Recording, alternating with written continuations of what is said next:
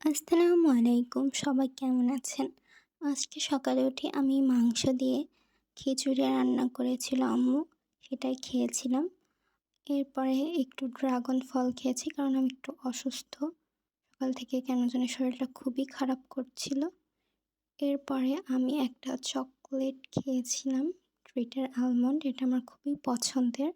দুপুরে আম্মু পোলাও রান্না করেছিল এবং বুটের ডাল দিয়ে গরুর মাংস আর বেগুন ভাজি। রোস্টটা আমি রান্না করেছিলাম। আমার অনেকদিন পরে রোস্টটা রান্না করা হলো। আমার খুবই ভালো লাগছিল খেতে। নিজের হাতের রান্না বলে কথা। এরপরে বিকালে আমি থাই স্যুপ রান্না করেছিলাম। এরপরে একটা হিরোসের চিপস খেয়েছিলাম। আমার চিপস খেতে খুবই ভালো লাগে। আর একটা ওয়েফার।